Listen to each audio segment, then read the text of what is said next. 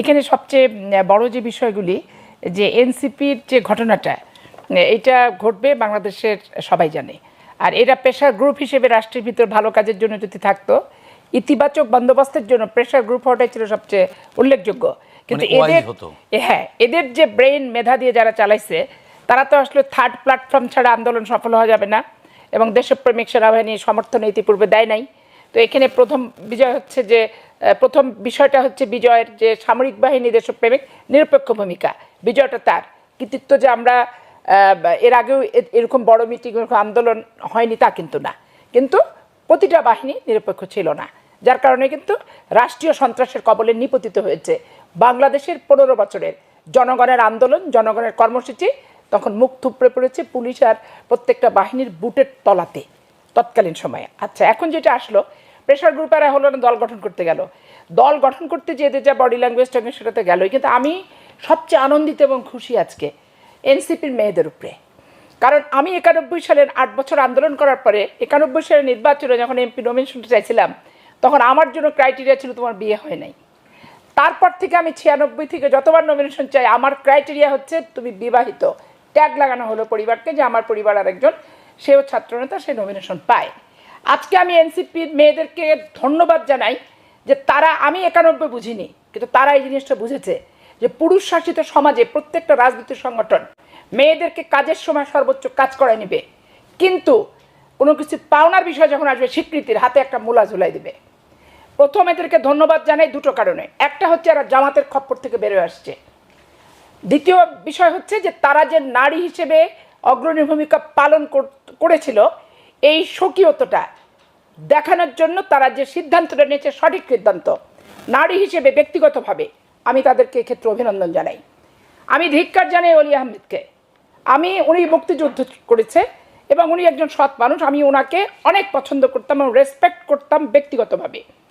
ওনাকে যখন 2001 সালে উনি ওইখানে যেখানে শাহজাহান চৌধুরীকে নমিনেশন দেওয়া হয়েছে, 2টো সিট চেয়েছিলেন, ওনার একটা, ওনার স্ত্রীর জন্য একটা। তো দল সেই সময় না দেওয়ার কারণে উনি 1/11 সকল কনস্পিরেসির সাথে জড়িত ছিল, এবং উনি হচ্ছে চট্টগ্রাম মাঠে একটা মিটিং করেছিল, জঘন্য ভাষা গালিগালাজ করেছিল একটা সিট শুধু না দেওয়ার কারণে, অশ্লীল অশ্রাব্য ভাষায়। তারপরও দেখেন বিএনপি সবাইকে নিয়ে চলতে চায় জন্য তার সাথে জোট কিন্তু করেছে। এবং আজকে দুর্ভাগ্যজনক হলো রাজনীতির কি নষ্ট, কি পরিত্যক্ত, কি নর্দমার জিনিস যে যে জামাতের কারণে উনি মুক্তিযোদ্ধা হয়ে ওই শাহজাহান চৌধুরীর সিটটা তার স্ত্রীর জন্য দাবি করেছিল, আজকে তার ছেলের নমিনেশন বিএনপি থেকে না পাওয়ার কারণে ওই নর্দমার কিটের ভিতরে আবার যে ঢুকেছে।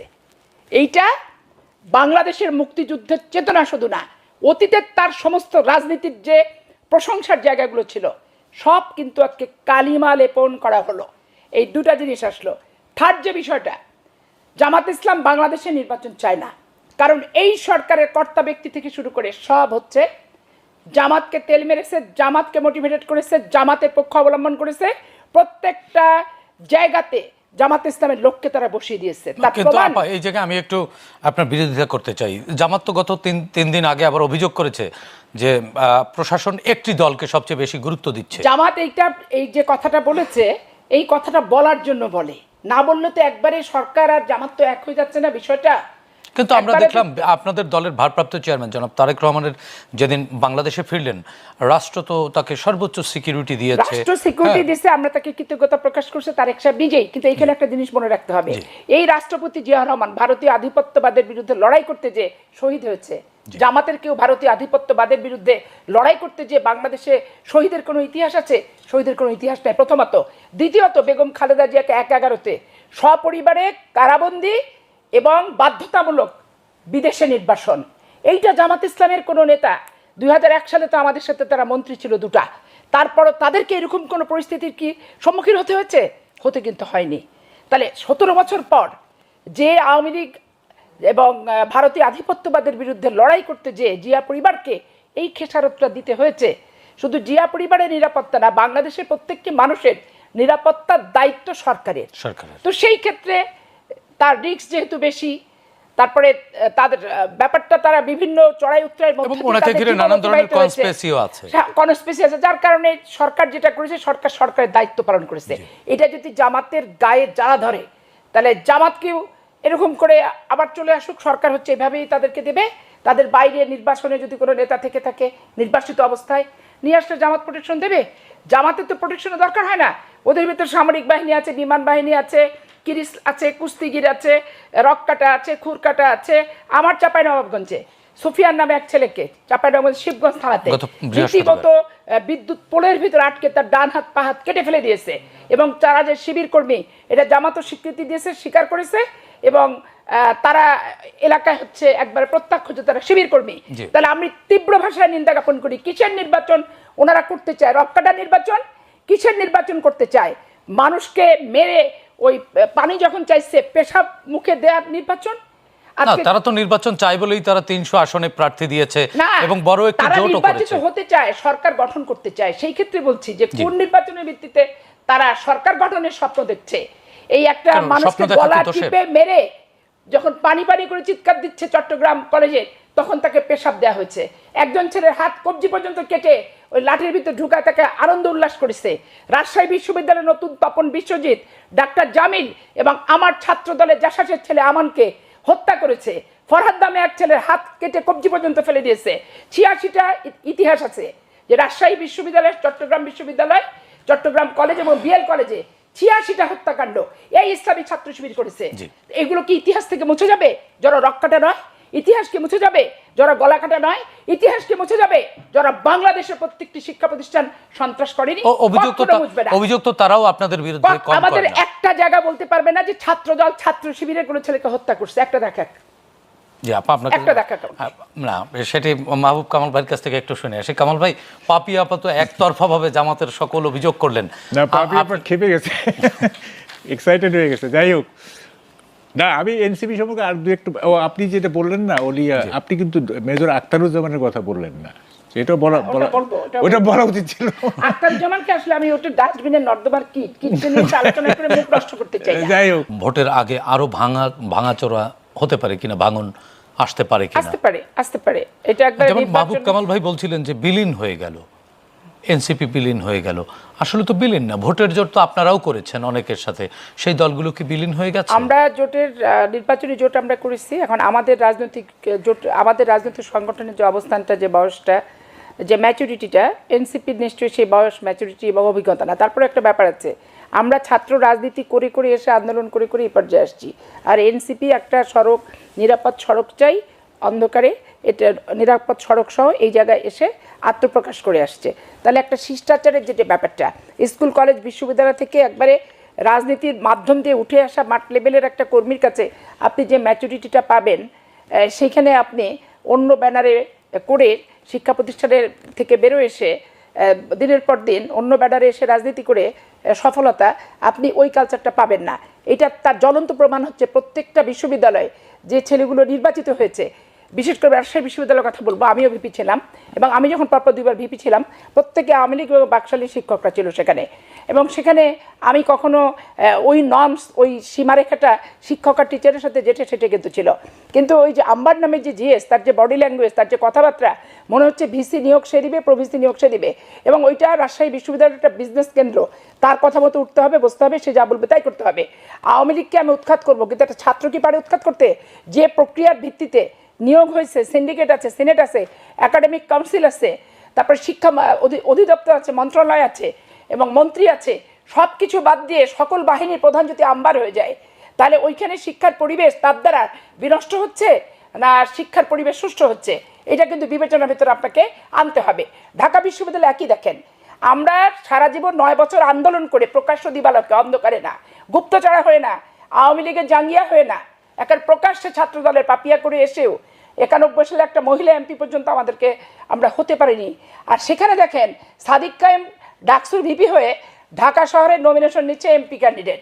তাহলে তার এমপি ক্যান্ডিডেট সে কোথায় হতে চায়? যেখানে হাদি হতে চায়, হাদি হতে চেয়েছিল। তো হাদির নখের যোগ্য তো এরা কেউ না।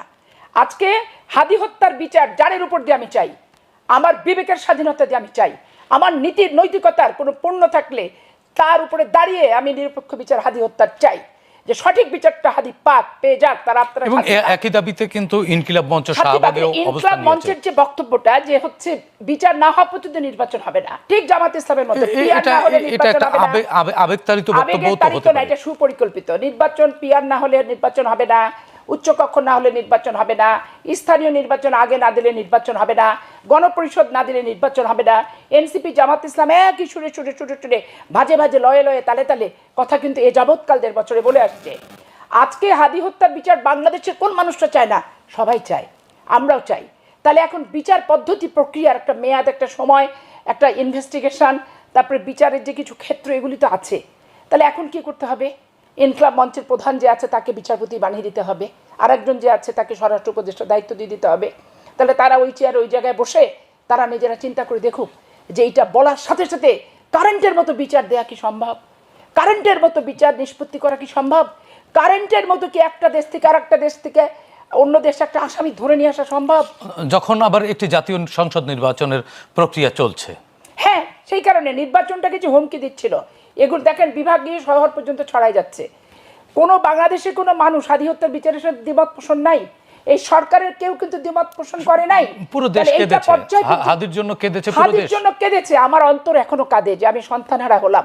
ওর প্রকৃত মা হয়তো প্রকৃত সন্তানহারা হলো, কিন্তু আমার স্নেহের ভালোবাসার যোগ্য একটা সন্তান, মানে দেশপ্রেমিক একটা just মাতৃত্বের জায়গা সন্তান, থেকে। মাতৃত্বের জায়গা থেকে আমিও কিন্তু সন্তানহারা হলাম। তো তাহলে আজকে এই যে বিছায় নিয়ে যাচ্ছে বিভাগীয় শহর, এর পরে বলবে জেলা, তাহলে নির্বাচনের পরিবেশটা কোথায়? আপনি আমাকে বলেন, নির্বাচনের পরিবেশটা কোথায়? তার মানে কি পরিকল্পিতভাবে বিশৃঙ্খলা করা আপনি কি হচ্ছে। বলতে চাচ্ছেন নির্বাচনের পরিবেশকে একটু কেওয়াটিক করবার জন্য? অবশ্যই নির্বাচন পরিবেশটাকে ক্যাওয়াটিক শুধু না, নির্বাচনটা বানচাল করার জন্য। দেখেন আজকে কথায় কথায় বলা হয় আওয়ামী লীগকে পুনর্বাসন করা হচ্ছে, জামাত ইসলাম আজকে হাত পাখা নিয়ে নির্বাচন করছে, হাত পাখাকে তার সঙ্গে দিছে। তো এই হাত পাখা কি 25-এর নির্বাচনে ছিল না আওয়ামী লীগের সাথে? এটা আপনি চিন্তা করে দেখেন। তারপরে আপনি যাকে যোগ দেয়ালো, 25 সালে তো নির্বাচন হয়নি। 24 সালে কি ছিল না? 24 সালে তো না, ছিল। 24 সালে ছিল, তারা তো বর্জন করেছিল কেন হাত নির্বাচন। পাখা একবারও কি যায়নি 15 বছর নির্বাচনে হাত পাখা 18 সালে আওয়ামী লীগের গিয়েছিল। সাথে?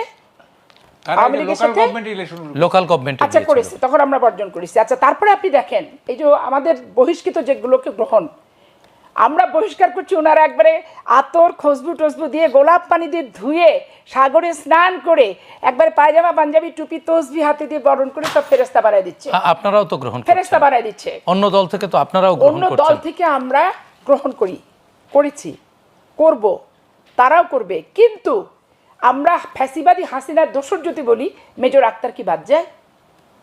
24-এর নির্বাচনে মেজর আক্তার অংশগ্রহণ করেনি, ওই প্রহসনের নির্বাচন, যার বিরুদ্ধে বাংলাদেশের কোনো রাজনৈতিক সংগঠন 24 সালে কি ইলেকশনে গেছে? আমি, তুমি ও সে এর নির্বাচনে? তো তাহলে আপনি বলেন এখন যে মেজর আক্তারকে কীভাবে নিল? চাঁদাবাজের জন্য বহিষ্কার করছি, সেটাকে গ্রহণ করছে। তো সেটা গ্রহণের কারণ কি? আমরা গ্রহণ করেছি, অনেক ক্ষেত্রে আমরা যোগ দেওয়ার পরে বহিষ্কার করছে, কিন্তু বহিষ্কৃতকে যোগ দিছি এরকম ঘটনা খুবই কম। আমাদের দলে যোগ দেওয়ার পরে বহিষ্কার করছে তার দল, এরকম ঘটনা কিন্তু ঘটছে। এখন আওয়ামী লীগের দোসর অমক তমক সাত বলে মেজর আক্তারকে কি মধুর না লাগছে?